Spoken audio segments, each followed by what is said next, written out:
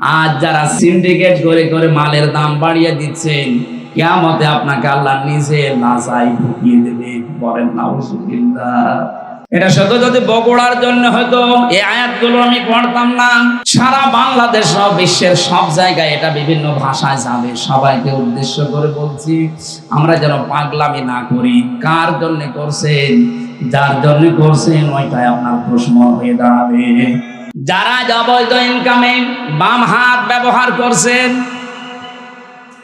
আমি আমার ইমান থেকে কথা বলছি, আল্লাহর কসম, আপনার এই বাম হাতের ইনকামে যত কোটি কোটি টাকা পয়সা কামাই করবেন, অর্থ সম্পদ বানাবেন, কিন্তু এগুলোর দ্বারা যে অপরাধ যে গোনা হবে, একটা গোনা আপনার ছেলে মেয়ে বউ কেউ নেবে না। আল্লাহ এই প্রশ্নপত্রটা আগে আমাদেরকে দিয়ে দিয়েছেন। এরপরেও যদি আমরা ফেল করি, এক ছাত্রের গল্প শুনেছিলাম, এসে বাবার কাছে কাঁদতেছে।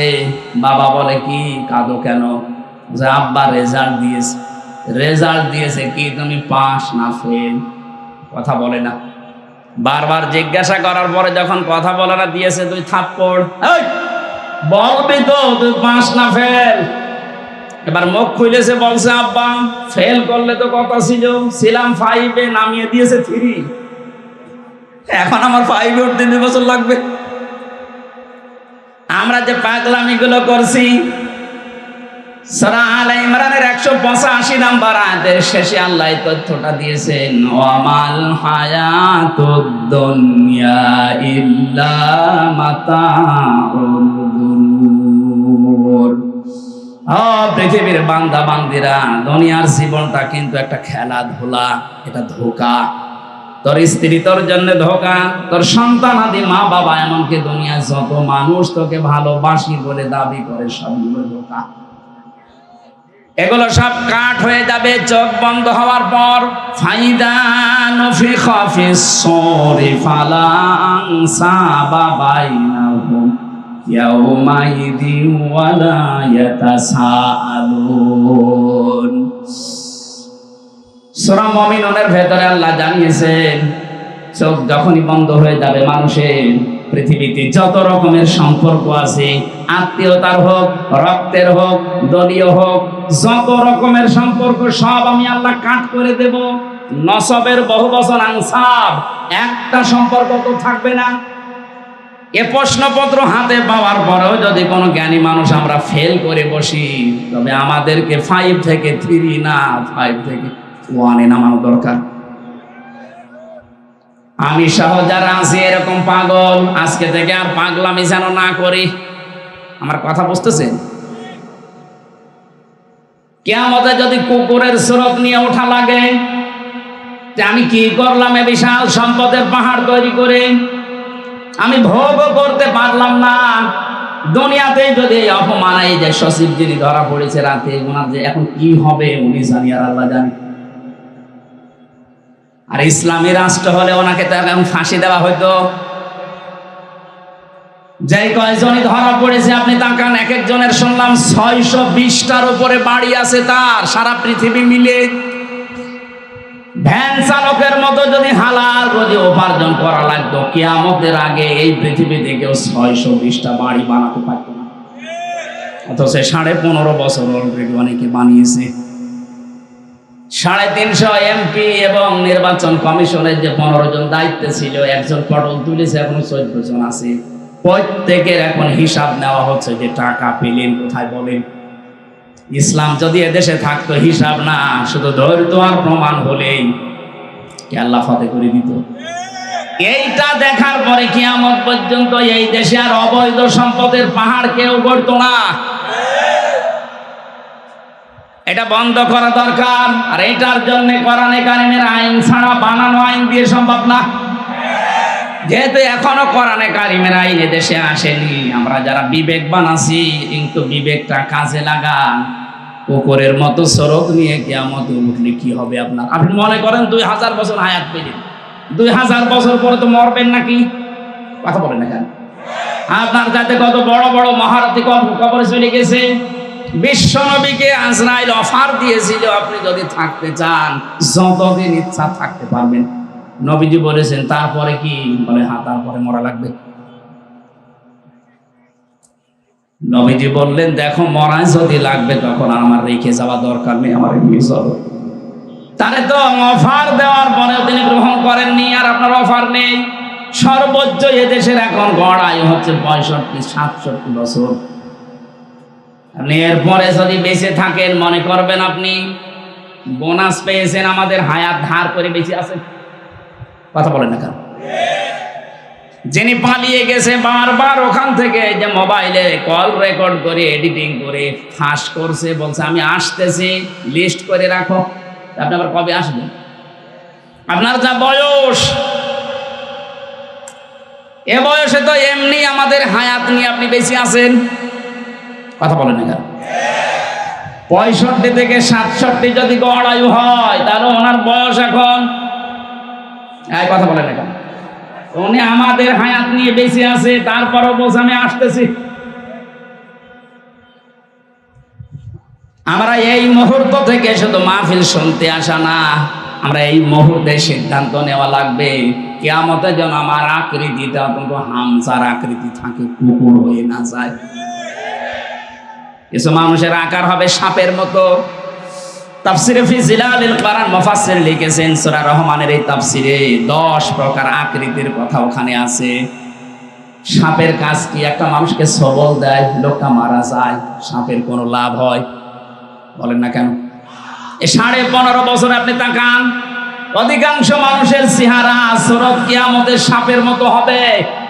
কারণ এরা সকাল থেকে ওঠার পরে বিকাল পর্যন্ত শুধু ধান্দায় থাকতো, কার ক্ষতি করব, কাকে বিপদে ফেলবো, কাকে মিথ্যা মামলা দিয়ে ধরিয়ে দেব।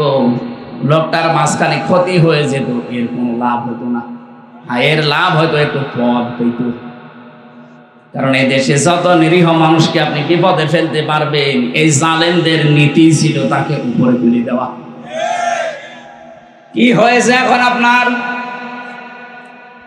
এজন্য আহ্বান জানাচ্ছি, শুধু দুনিয়া না, আরেকটা জগৎ যেহেতু সামনে আছে, আমাদের আকার আকৃতি যেন সাপের মতো, কুকুরের মতো, শুকুরের মতো, পেশাবাদর সামসিকার মতো হয়ে না যায়। আমাদের এই আকার আকৃতি যেন কিয়ামতে আল্লাহ মানুষের মতো রাখে। বলেন আমিন। আবহমান কাল থেকে এমন এমন নিয়ম নীতি চালু করা আছে ইসলামের নামে, নবী যখন কোরআনের তাফসীর করবেন, ব্যাখ্যা করবেন, ওইগুলো টিকবে না। কারণ কোরআন মানে আলো, আলো আসলে অন্ধকার দূর হবে। আলো জ্বালালে অন্ধকার দূর।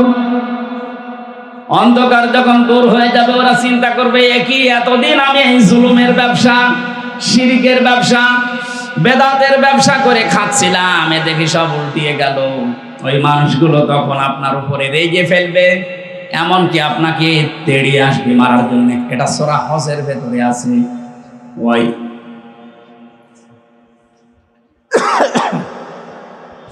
وَإِذَا تُتْلَى عَلَيْهِمْ آيَاتُنَا بَيِّنَاتٍ تَعْرِفُ فِي وُجُوهِ الَّذِينَ كَفَرُوا الْمُنكَرَ। আল্লাহ পাক বলেন, যখন আমার আয়াতগুলো তেলাওয়াত করে বিশ্লেষণ করবেন, বায়্যিনাত মানে দলিল আর প্রমাণ দিয়ে দিয়ে বলবেন, হে নবী দেখবেন কিছু মানুষ আছে ওরা রাগে ফুলবে এবং আপনার দিকে তেড়ে আসবে। এখানে কোরআনে হারাজনের ব্যাখ্যা এই দুইটা পড়েছি, না বুঝে রাগ করা এবং কিছু মানুষের ব্যবসা বাণিজ্য বানানো সেগুলো বন্ধ হয়ে যেতে পারে, তখন তারা মন খারাপ করবে, রাগ করবে। এই ধরনের মানুষ সারা পৃথিবীতে আছে, বগুড়ায়ও আছে। কথা বলে না কেন? আমরা কারো দিকে না তাকিয়ে কে খুশি হবে বেজার হবে না, আমার আল্লাহর দিকে তাকিয়ে আমরা আরম্ভ করছি। সূরা মায়দা 35 নাম্বার একটা মাত্র আয়াত পড়েছি। জবান খুলে কোরআনের সোনালী আয়াত পড়েন, আউযু বিল্লাহি মিনাশ শাইতানির রাজিম, বিসমিল্লাহির রহমানির রহিম, ইয়া আইয়ুহাল্লাযীনা আমানুত্তাকুল্লাহ وابتغوا إليه الوسيلة وجاهدوا في سبيله লাআল্লাকুম তুফলিহুন। সাদাকাল্লাহুল আযীম। কোন সূরা বললাম যেন? মায়েদা। বলেন না কেন? এটা একটা ক্লাস চলছে, ছাত্রের মতো 1 2 ছেলেরা যেভাবে জবাব দেয় ওইভাবে জবাব দেয়। কোন সূরা? মায়েদা মানে দস্তরখানা। মায়েদা মানে কি? খাবারের প্লেট। তামাম পৃথিবীটাকে আল্লাহ একটা খাবারের প্লেট বানিয়ে দিয়েছেন। এইজন্য রিজিক নিয়ে, খাবার নিয়ে আপনার চিন্তা করার দরকার নেই। আপনার চিন্তা করা দরকার আপনার জীবন নিয়ে। আপনাকে দুনিয়াতে পাঠানোর 50,000 বছর আগে আল্লাহ পাক রিজিকের ব্যবস্থায় দুনিয়ায় ছড়িয়ে রেখেছেন। আপনার রিজিক যেভাবেই হোক আসবে। কিন্তু এই রিজিকটা পাওয়ার জন্য কেউ যদি বাম হাতের ইনকাম করে, আমার আল্লাহর আরশ পর্যন্ত তার উপরে কেঁপে যায়। আজ বাংলাদেশকে অস্থিতিশীল করার জন্য অনেক মানুষ, ব্যবসায়ী যারা আছেন, সিন্ডিকেট করে বিভিন্ন জিনিসের দাম বাড়িয়ে দিচ্ছেন। এক কথা বলছেন না কেন? আপনার কত টাকা লাগবে? বিশাল তিমি মাছের টন টন খাবার লাগে প্রতিদিন। আল্লাহ তার রাজ্জাক নামের কারণে যদি এই তিমি মাছকে খাওয়াতে পারে নদীর ভেতরে, সাগরের ভেতরে, মহাসমুদ্রে, আপনি মানুষ হামজা কয়েক ছটাক মাত্র খাবার লাগে। এ খাবার আল্লাহ তার রাজ্জাক নামের কারণে দিতে পারে না। আপনি কোন কারণে বাম হাতের ইনকাম করেন বলেন তো? কি কারণে সিন্ডিকেট করছেন এই ব্যবসায়ীরা? হাদিস পড়েছি, যারা মানুষকে কষ্ট দেওয়ার জন্য ব্যবসায়ী যারা, ওয়াইলুল লিল মুতাফফিফিন আল্লাযীনা ইযা তালু আলান নাসি ইস্তাওফুন। এই পৃথিবীর ময়দানে যারা খাদ্য ভেজাল দেয়, ওজনে কম বেশি করে, আর সিন্ডিকেট করে করে মানুষকে কষ্ট দেওয়ার জন্য খাবারকে সংকট তৈরি করে, এগুলো আল্লাহর ভাষায় জালেম। এটা রেকর্ড হচ্ছে, সারা বাংলাদেশে যাবে, সবাইকে জানাচ্ছি আসবে। এই সিন্ডিকেট যারা করছেন তারা জালেম। তারা কি? জালেমের বিরুদ্ধে আল্লাহ বলেন আমি নিজে মামলা দেব।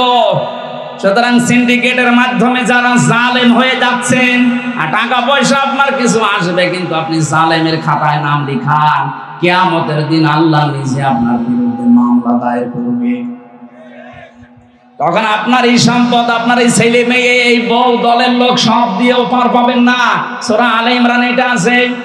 কিয়ামতে কাফেরেরা তামাম পৃথিবীর সব দেওয়ার জন্য আল্লাহকে বলবে এগুলো সব দিয়ে দিলাম, আল্লাহ তুমি আমাকে অন্তত বাঁচাও। আল্লাহ পাক বলেন কখনোই না। এটা সূরা মারিজের ভেতরে আছে।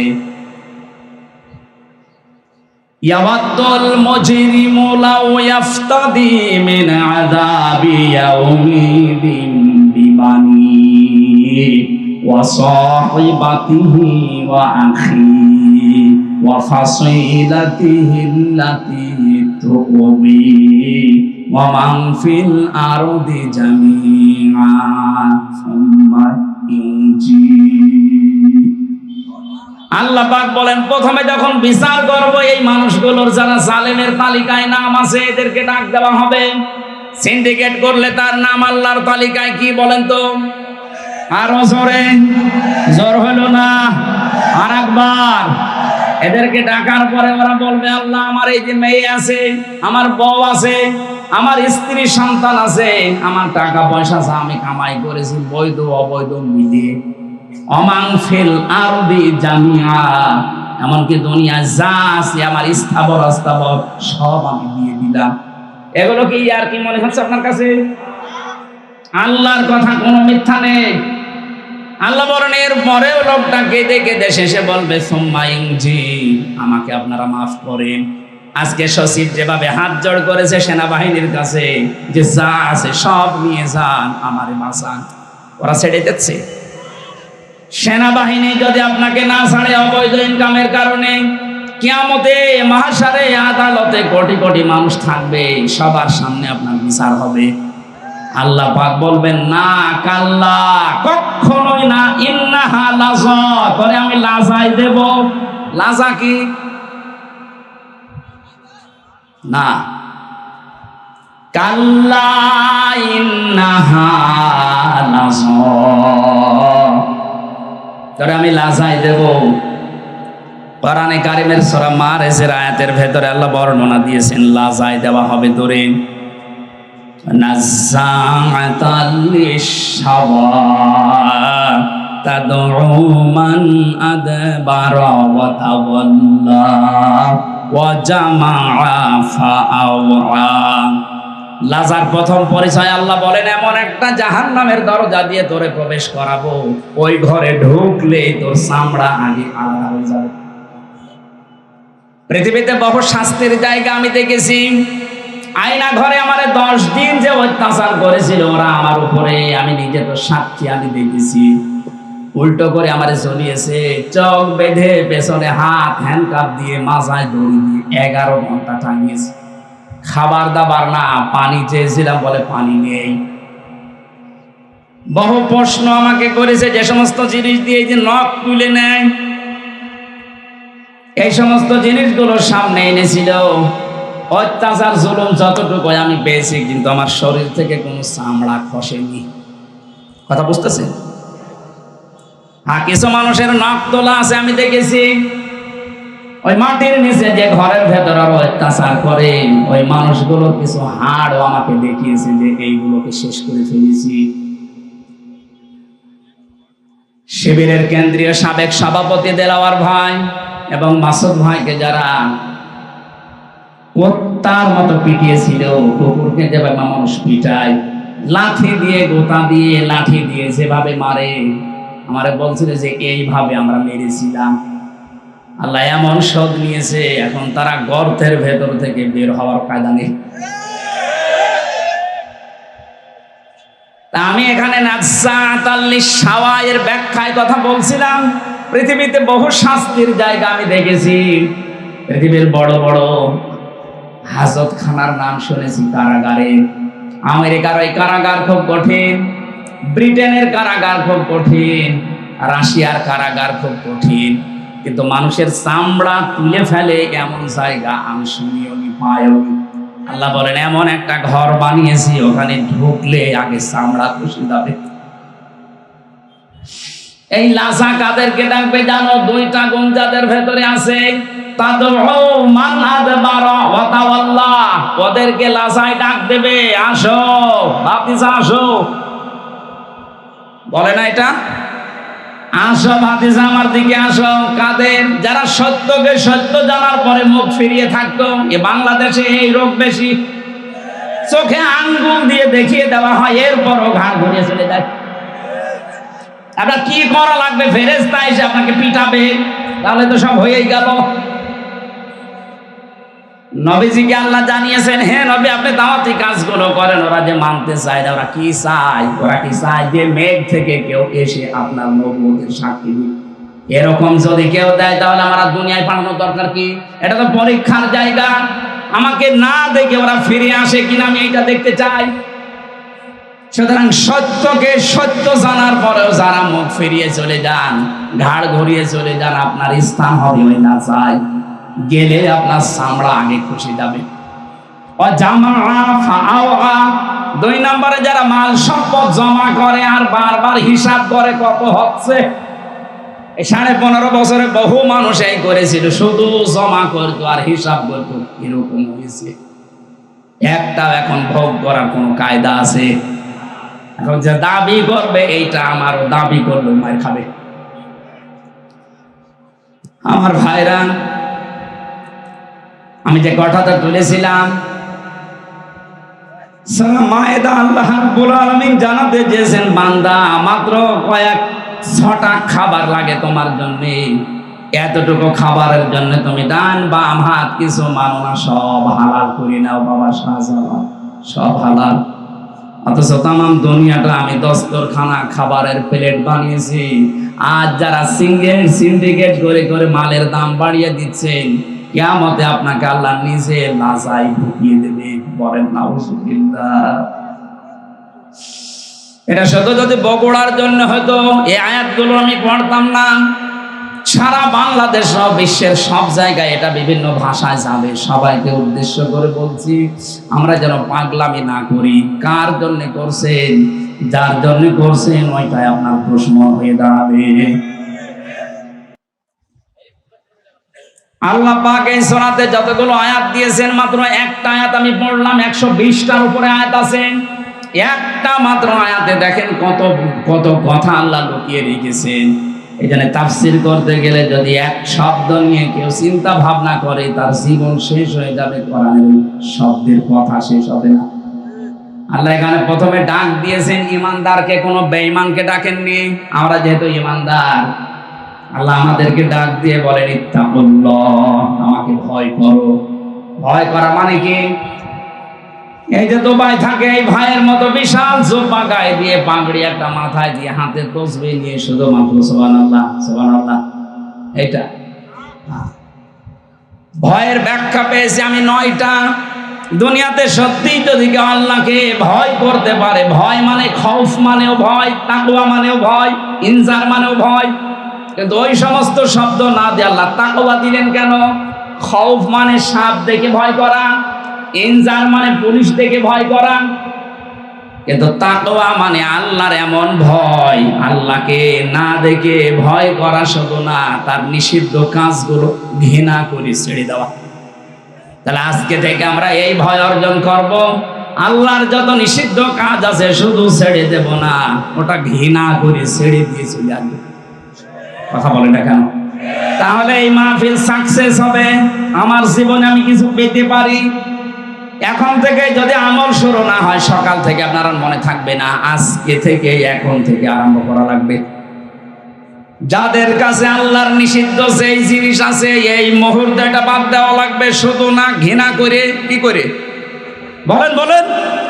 এই যে মোবাইল, এই মোবাইলে অনেক মানুষের এমন কিছু আছে যেটা নিজে নিজে দেখলে আনন্দ পায়, ভালো লাগে, মজা লাগে, আর অন্য কেউ দেখলে লজ্জা পায়। এই কথা বলছে না কেন? এইটাই নিষিদ্ধ। সেটা যদি আপনার বান্ধবীর নাম্বার থাকে, ওইটাও নিষিদ্ধ।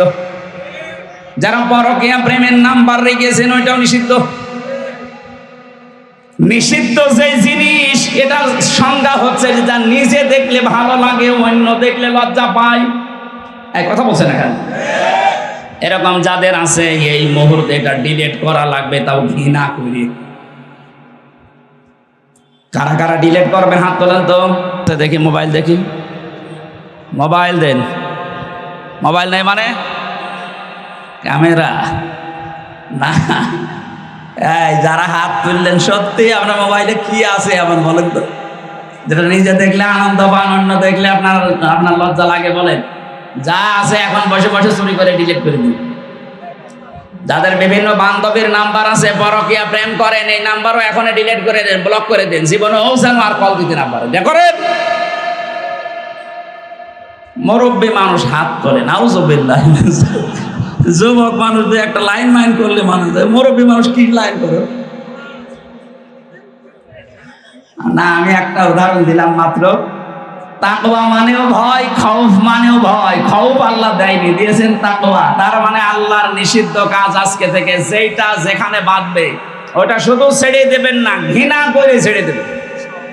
এই তাকওয়া যদি কেউ অবলম্বন করে, কোরআনে কারীম জানিয়েছে দুনিয়া আখিরাত মিলে আল্লাহ তাকে 27টা উপকার করবে।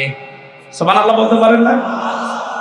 দুনিয়ার 1 নাম্বার উপকার, যদি বিপদে পড়ে দুনিয়ায়, এই তাকওয়ার কারণে নিষিদ্ধ জিনিস যেহেতু আল্লাহর কাছে সারেন্ডার করে ছেড়ে দিয়েছে ঘৃণা করে, দুনিয়ার বিপদে পড়লে আল্লাহ পাক নিজে তাকে সাহায্য করবেন।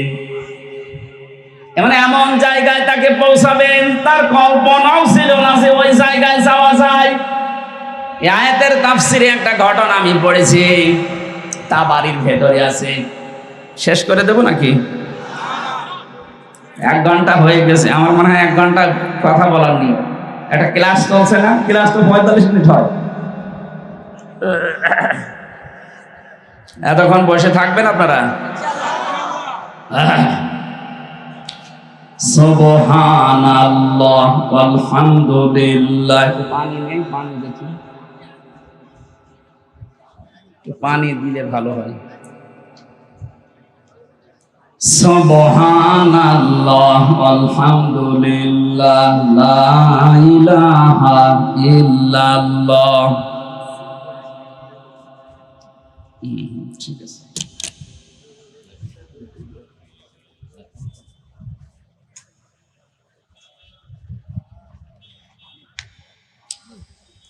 জিনিসপত্র তো ভালোই লাগিয়েছে। না ঠিক আছে, রুচি আছে এদের।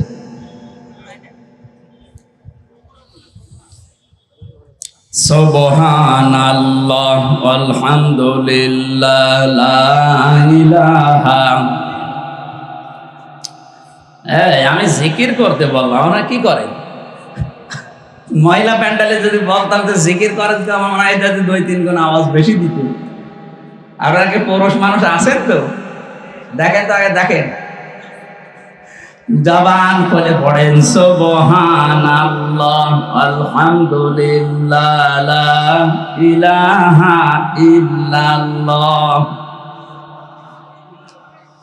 আলহামদুলিল্লাহ লা ইলাহা ইল্লাল্লাহ সুবহানাল্লাহ আলহামদুলিল্লাহ লা ইলাহা ইল্লাল্লাহ লা ইলাহা ইল্লাল্লাহ মুহাম্মাদুর রাসূলুল্লাহ।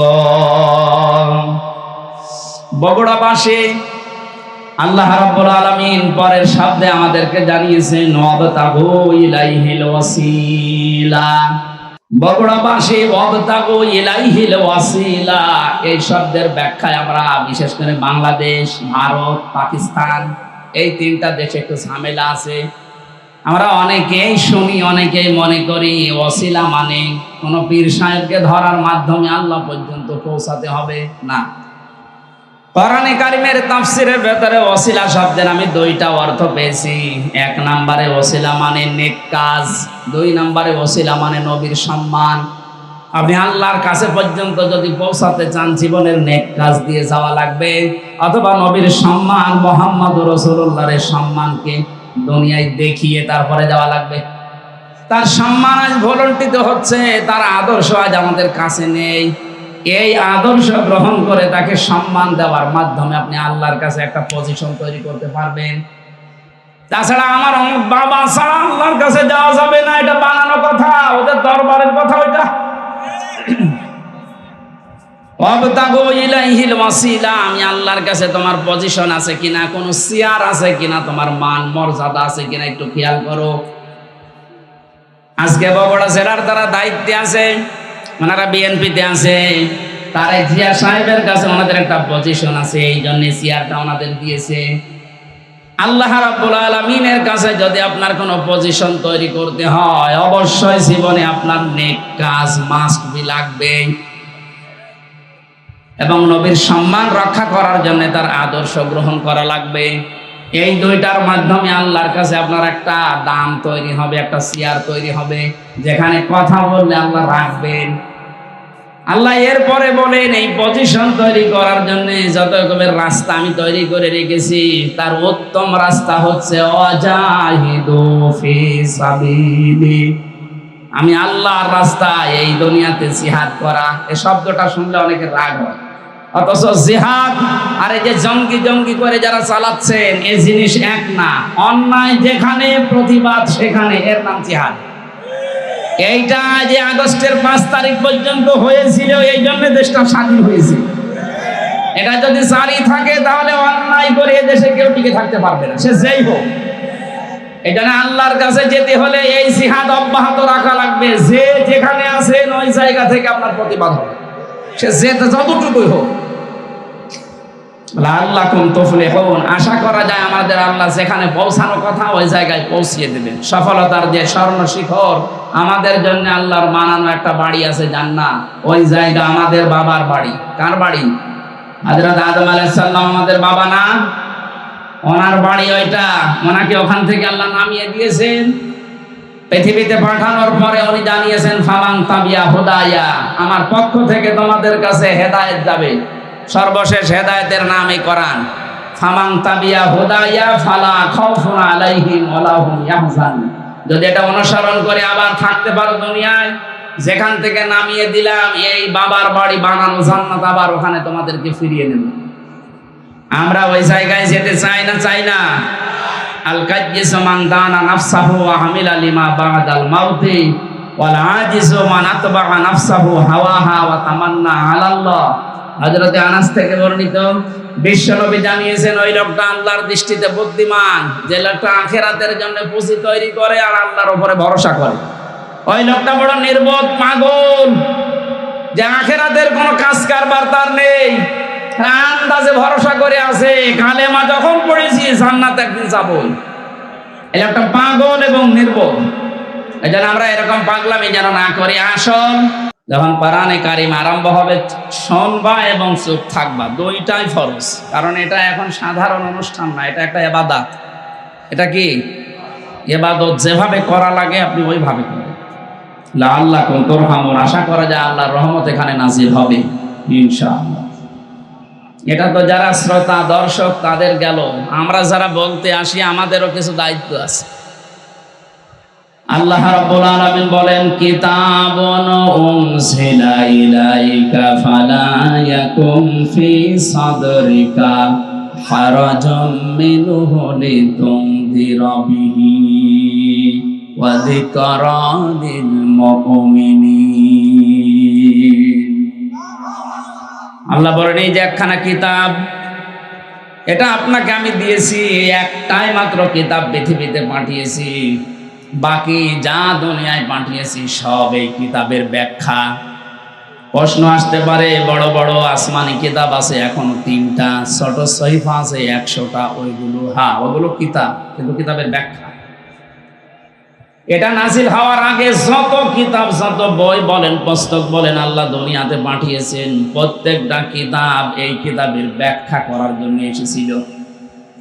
সূরা ফাতিহার ভেতরে আল্লাহ যা দিয়েছেন, পুরা তাওরাতের ভেতরে আল্লাহ তাই দিয়েছেন, পুরা ইনজিলের ভেতরে আল্লাহ যা দিয়েছেন, বিসমিল্লাহর ভেতরে আল্লাহ তাই দিয়ে দিয়েছেন। আর সহিফার কথা আমরা জানি 100টা। হযরতে ইব্রাহিম, হযরতে শীশ, এই সমস্ত নবীদেরকে আল্লাহ সহিফা দিয়েছিলেন। এই নবীগুলো যত কিছু দুনিয়ার মানুষকে জানিয়েছে সব আল্লাহ পাক সূরা ইখলাসের ভেতরে দিয়ে দিয়েছেন। সুতরাং এই একটাই মাত্র কিতাব। হে নবী, আপনাকে আমি এটা দিয়েছি, শুধু চুমা খাবেন আর মাথার উপরে রেখে দেবেন। এদেশে তো এটা চলে। এই কিতাব আমি কেন দিলাম জানেন? হাদা বায়ানুল লিন্নাস। আপনি এটা বর্ণনা করবেন মানুষের সামনে। কোন মানুষ? লিন্নাস, লাম শব্দ ব্যবহার করা হয় আরবি গ্রামার অনুযায়ী 13টা অর্থে। এখানে 9 নাম্বার অর্থে লেখা আছে লাম ব্যবহার করা হয় জীবিত মানুষদের জন্য। কাদের জন্য? এখানে যারা আছেন জীবিত না মরে গেছেন? সুতরাং বর্ণনা আজকে আপনার জন্যে। যদিও 15.5 বছরের নিয়মটা অনেকে তুলে দিয়েছিল, কোরআন আপনি পড়বেন, বোঝাবেন, পড়েন, বোঝান মরা মানুষকে। জীবিত মানুষদেরকে কোরআন শোনাবে ব্যবস্থা করলে বন্ধ করে দিত। এমনকি এমন সিস্টেম তৈরি করে রেখেছিল, 14 জায়গায় পারমিশন নেওয়া লাগবে। ও ছাতা কেউ নেবেও না, কোরআন শুনতেও যাবে না। অলিখিত একটা ঘোষণা ছিল, কোরআন যেন মানুষ শুনতে না পারে। এই উপলব্ধিটা ছিল আবু জাহেলের। 1500 বছর আগেও জেনেছিল যে আমি যে চেয়ারে বসে আছি এটা তো অবৈধ চেয়ার।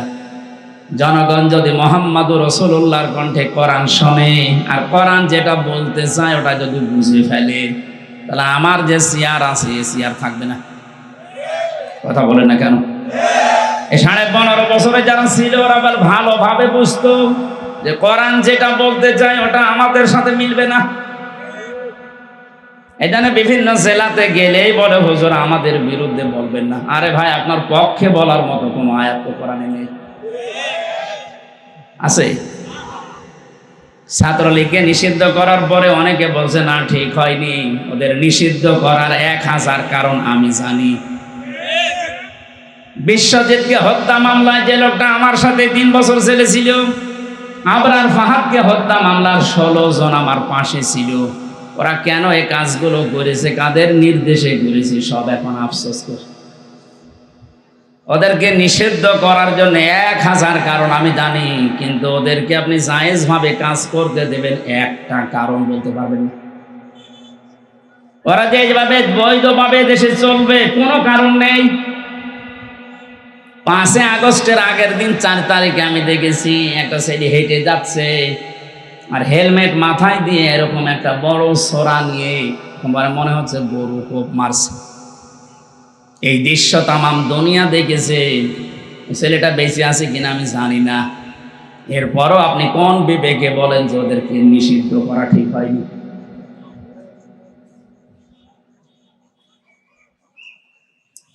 সালে 2006 সালে আগস্টের অক্টোবরের 28 তারিখে যে দৃশ্য ওরা দেখিয়েছে, তামাম পৃথিবী হতভম্ব হয়ে গেছে। আমি একবার সিরাজগঞ্জ থেকে যাচ্ছিলাম, ড্রাইভারের পেছনে বসে আছি, দেখি একটা কুকুর পড়ে আছে রাস্তার মাঝে। ড্রাইভার সাহেব কুকুরের উপর দিয়ে না দিয়ে বাম দিয়ে চালিয়ে দিল, গাড়ি একটা ঝাঁকি দিয়ে উঠেছে। জিজ্ঞাসা করলাম, আপনি এমন করলেন কেন? এখনো উল্টিয়েছে তো গাড়ি। ড্রাইভার আমার বলছে, হুজুর দেখেন না একটা কুকুর পড়ে আছে, আমি ডবল করে চাকা চালাবো, আমার বিবেক নেই। আমি বললাম, তো মরা কুকুর, ওরে মারলে কি আর না মারলে কি? ড্রাইভার আমার দিকে ঘুরে বলছে, হুজুর আপনি কি আসলেই হুজুর? হ্যাঁ, আপনি কেমন হুজুর? আপনি দেখেন যে একটা মরা কুকুর পড়ে আছে, যদিও নিকৃষ্ট। এ পৃথিবীতে জানি আমরা দুইটা জীব একেবারে নিকৃষ্ট, একটা কুকুর আর একটা শুকুর। তারপরও আপনার বিবেক বাধা দিচ্ছে যে মরা জিনিস ডবল করে মারা যায় না। অথচ গত বছরে, ওই সময় ছিল 7 সাল, গত বছরে 6 সালের অক্টোবরের 28 তারিখে তাম বাংলাদেশ থেকে একজনের নির্দেশ মতো লগি বৈঠা নিয়ে সৃষ্টির সেরা মানুষকে পিটিয়ে মারার পরে ড্যান্স দিয়েছে। এদেরকে আপনি মানুষ বলেন কোন কায়দায়? আমরা চাই শুধু ছাত্রলীগ না, এদেশে যারা এই জালেমদের দোষর প্রত্যেককে নিষিদ্ধ করা হোক।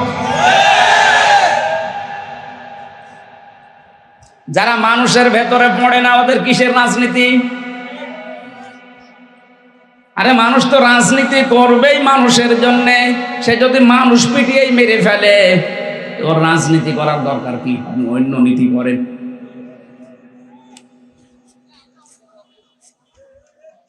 বগুড়াবাসী আমি যেটা বলতে চাই, লেন নাস আল্লাহ দিয়েছেন, লাম ব্যবহার করা হয় জীবিত মানুষদের কারণে। সুতরাং কোরআন শোনানো লাগবে, কোরআন বোঝানো লাগবে জীবিত মানুষকে, না মরা মানুষ। আমরা এই সিস্টেম পাল্টাতে চাই। মানুষ মারা গেলে দেখা যায় উনি ডাক দিয়েছে 10 জন হাফেজ মনে কোরআন শরীফ পড়ে, ও মরিয়ে গেছে, পড়ি করবেন কি? ওর জীবনটা যদি কোরআন কেন্দ্রিক চলে, তাহলে মরে গেলে পড়া লাগবে না, কোরআন তাকে সুপারিশ করবে।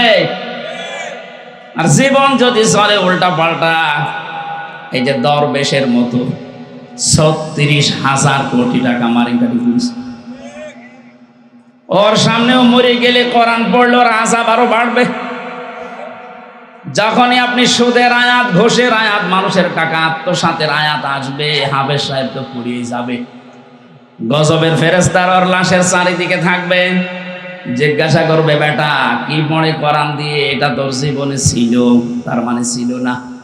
ফেরেশতারা বলবে, যাক আমাদের মনে ছিল না। কথা বলে না কেন?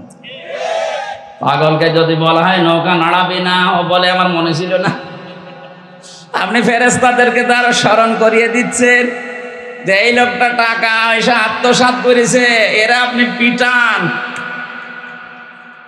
এই জন্য আমরা চাই এদেশে কিয়ামত পর্যন্ত 96% মুসলমানের দেশে কোরআন শরীফ চলবে, এটা গোপনে না, ওপেনে। বলেন, কেউ যদি বাধা দিতে আসেন, তারপর পরিণতি হবে ওই জালেমের মতো। এখানে কিতাব একটাই, মরণের পরে মানুষকে যে আমরা সবাই জানি যে প্রশ্ন করা হয় 3টা না 4টা প্রশ্ন করা হবে। হ্যাঁ, আপনি আমার সাথে বেশি জানেন না। এটা আমার মনে হয় ঠিক হয়, এটা নামিয়ে দিন। ঘেমে যাচ্ছে। ফ্যান দিয়েছেন কোথায়? ওপরে। এদিকে নেই, যাক বগুড়ার মতো আছে। বগুড়াবাসী প্রথম প্রশ্ন করা হবে মার রব্বুকা ওমা দীনুকা। বিশ্বনবীকে সামনে এনে বলা হবে মান হাযার রাজুল, এই লোকটা কে ছিল? এই তিনটার জবাব যদি কেউ সঠিকভাবে বলতে পারে, রব্বি আল্লাহ দীনুন আল ইসলাম হাযা নবিয়ুনা মুহাম্মাদুর রাসূলুল্লাহ সাল্লাল্লাহু আলাইহি ওয়াসাল্লাম, বলবে আল্লাহর বান্দা এগুলো পেলি কোথায়? ও বগুড়াবাসী, আপনাকে চতুর্থ নম্বরের প্রশ্নে জবাব দেওয়া লাগবে আমি কোরআনে পেয়েছি। কারণ ফেরেশতারা একটা কিতাবই চেনে। আপনি যদি পৃথিবীর কোন বইয়ের নাম বলেন যে মাইকেল জ্যাকসন একটা বই লিখেছি, এই বই পেয়েছি, দাঁত মুখ যা আছে আর খুলে ফেলবে। কারণ ফেরেশতারা মাইকেল জ্যাকসন চিনি। কথা বলে না কেন? চতুর্থ প্রশ্ন যেখান থেকে জবাব দেওয়া লাগে তার নাম কোরআন শরীফ। এইটার সাথে যদি আপনার সম্পর্ক না থাকে আপনি জবাব দেবেন কি দিয়ে? আমার মূল প্রথম পয়েন্ট ছিল কিতাব, একটাই মাত্র কিতাব, উনসিলা ইলাইকা, হে নবী আপনাকে আমি দিলাম। কেন দিয়েছি জানেন? ফালা ইয়াকুন ফিস সাদরিকা হারাজুম মিনহু লিতুনযিরা বিহি। এই কোরআন দিয়ে যখন মানুষদেরকে সতর্ক করবেন, আপনার মনের ভেতরে যেন কোনো সংকীর্ণতা কাজ না করে। হারাজনের ব্যাখ্যা আমি 33টা পেয়েছি। হারাজন মানে ভয়, ভীতি, দ্বিধা, দ্বন্দ্ব, সংশয়, সন্দেহ। 33টা অর্থ লেখা আছে তাফসিরে। আপনার মন থেকে এগুলো সব দূর করে কোরআন প্রচার আরম্ভ করবেন। ঘন্টার পরে ঘন্টা কথা বলার দরকার নেই। এ পৃথিবীতে বিশ্ব নবীর মতো এত বড় বক্তা, এত বড় মুফাসসির মাত্র 27 মিনিট কথা বলেছিলেন। এই কথাটা নিয়ে কিয়ামত পর্যন্ত মানুষ চিন্তা ভাবনা করছে, এখনো কুল কিনারা পাচ্ছে না। আর আমাদের 2-5 ঘন্টা চলে যায়, আমাদের কথা শেষ হয় না। কারণ আমাদের কথার ভেতরে তো কোনো মাল নেই। কথা বলে না, নবীজির এক একটা কথা নিয়ে চিন্তা হচ্ছে, গবেষণা চলছে। বিদায় হজের যে 27 মিনিটের ভাষণ, এখনো পর্যন্ত মানুষের কোল কিনারা করতে পারেনি যে কিভাবে নবীজি এত সুন্দর করে সাজালেন। এখানে যখন কথা বলা লাগবে কোরআন দিয়ে, তখন নিজের মনে যেন কোনো সংকীর্ণতা, ভয় ভীতি কাজ না করে। আল্লাহ আমাকে ওই পর্যায়ে উঠে কথা বলার তৌফিক দিন, বলেন আমিন। এবার আসেন মাঝখানের শব্দ হারাজনের ব্যাখ্যা। 1 নম্বরে হারাজনের ব্যাখ্যায় পেয়েছি, যখন আপনি কোরআন দিয়ে কথা বলবেন, সামনে যারা বসে আছে এমন মানুষও পাবেন ওরা আন্দাজে না বুঝে মন খারাপ করবে। এরকম আমাদের দেশে নেই? এগুলো আরো বেশি ছিল, এখন একটু কমেছে। আন্দাজে না বুঝে আল্লাহর বক্তব্য মন খারাপ করে, রাগ করে চলে যায়। 2 নম্বরের ব্যাখ্যায় পেয়েছি, হে নবী আবাহমান কাল থেকে এমন এমন নিয়ম নীতি মানুষ ইসলাম মনে করে পালন করে, যেগুলো আসলে ইসলাম না, বানানো ইসলাম। আপনি যখন কোরআনে কারিমের ব্যাখ্যা করবেন, বিশ্লেষণ শোনাবেন, কোরআন যেহেতু একটা আলো, কোরআন কি বলেন বলেন, কোরআনের বাইরে যা আছে সব অন্ধকার। আর পৃথিবীতে 3টা প্রাণী আছে, দেখবেন ওরা অন্ধকার ভালোবাসে, আলোতে থাকতে চায় না। একটা পেঁচা, বাদুর আর চামচিকা। নবগোড়ায় নেই, এরা দিনের আলোতে বের হয় না। রাতের আধার যখন বেশি হয়, অন্ধকার হয় বেশি, তখন বের হয়। বের হয়ে স্থির থাকে না, মানুষের ফসল নষ্ট করে। কথা বলছেন না? বিভিন্ন জিনিসে হানা দিয়ে ওগুলো নষ্ট করে ফেলে। এই জন্য ওদের নামও দেখেন এরকম ডিজিটাল নাম, পেঁচা, বাদুর, চামচিকা। নাম শুনলেই মনে হচ্ছে চেহারা মনে হয় একেবারে ঐশ্বরিয়া রায় হবে। পেঁচা নাম শুনলেই মনে হচ্ছে না চেহারা কেমন হবে। হ্যাঁ, কেউ যদি পেঁচা একবার দেখে, ওকে আর একবার দেখতে মন চাবে। ওদের কাজ কারবার ওই রকম, খালি মানুষের ফসল নষ্ট করবে, কলা নষ্ট করবে, পানের বরজ নষ্ট করবে। দিনের আলো, সূর্যের আলো ওদের ভালো লাগে না, এই জন্য রাতের আধার ওরা বেছে নেয়, ক্ষতি করে মানুষের। এই পৃথিবীতে কোরআনের আলো, ইসলামের আলো, হাদিসের আলো যাদের ভালো লাগে না, মানুষের তৈরি করা নিয়ম নীতি যেহেতু অন্ধকার, শিরিক, বেদাত, জুলুম, কুফর এগুলো সব অন্ধকার। এগুলোর পথ তারা বেছে নেয়, শিরিকের মাধ্যমে, বেদাতের মাধ্যমে মানুষের দুনিয়ার ঈমান আমল নষ্ট করে। কিয়ামতের ময়দানে পৃথিবীতে যে যে ধরনের অপরাধী, ওই অপরাধের জন্য তার চেহারা আকৃতি আল্লাহ ওই রকম করে দেবে। ইয়াগরাফুল মুজরিমুনা বিসিমাহুম ফায়ুখাযু বিন নাওয়াসি ওয়াল আকদাম ফাবিআইয়ি আলা'i রাব্বিকুমা তুকাদ্দিবান। বলেন আল্লাহু আকবার। আল্লাহ বলেন, অপরাধী যারা পাপিষ্ঠ ওদেরকে কিয়ামতে ওদের চুলের মুঠি ধরে আর পা ধরে আমি তুলবো, যেন অপমান বেশি হয়। আমরা ছোট ছোট বাচ্চাদেরকে দেখি, যখন দোল দেওয়া হয়, দোল না যার গরিব মানুষ নেই, মার বাবা কেউ হাত ধরে দুইজন, কেউ পা ধরে দুইজন, এভাবে দোল দেয়। দোলে দোলে বলে না। কিয়ামতে ফেরেশতারা এই পাপিষ্ঠ মুজরিম যারা যে সেই ধরনের অপরাধী ওর চেহারার ভেতরে আল্লাহ এটা ফুটিয়ে তুলবে। ওই চেহারা নিয়ে কেউ হাত ধরবে, চুল ধরবে, কেউ পা ধরবে, এভাবে দোলে দোলে এক দোলে দেবে জাহান্নামের মাঝে। এখানে আমার শিক্ষা দেওয়ার বিষয়, যারা দিনের আলো, সূর্যের আলো না ভালো লাগার কারণে অন্ধকারের পথ বেছে নিয়ে ওদের নাম ওলট পালট হয়ে গেছে। আমরা দুনিয়াতে যারা ইসলামের আলো, কোরআনের আলো সহ্য হয় না, এ চেহারা যত সুন্দর হোক, আল্লাহর কসম এ চেহারা থাকবে না।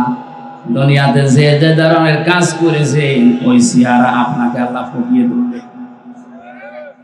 পৃথিবীতে দেখবেন এই যে শুকরের কাজ কি, নিজের মেয়ে, ছেলে, বউ এগুলো নিয়ে যায় এক জায়গায় বসে বসে আর একজনের সাথে গল্প করে, আর ওগুলো সব কচু খেতে ছেড়ে দেয়। যাদের সাথে ছেড়ে দিয়েছে সবই তো ওর মাহারাম নাকি। দুনিয়াতে বহু এই শুকর মার্কা মানুষ দেখতে পাওয়া যায়, নিজের বউ সুন্দরী, নিজের মেয়ে, নিজের পুত্রবধূ এগুলো নিয়ে যায় মার্কেটে, বিভিন্ন অনুষ্ঠানে, দোকানে, নিজে এক জায়গায় বসে বসে গল্প করে, আর ওগুলো সব আল্লাহর রাস্তায় ছেড়ে দিয়েছে। বেশি বললাম।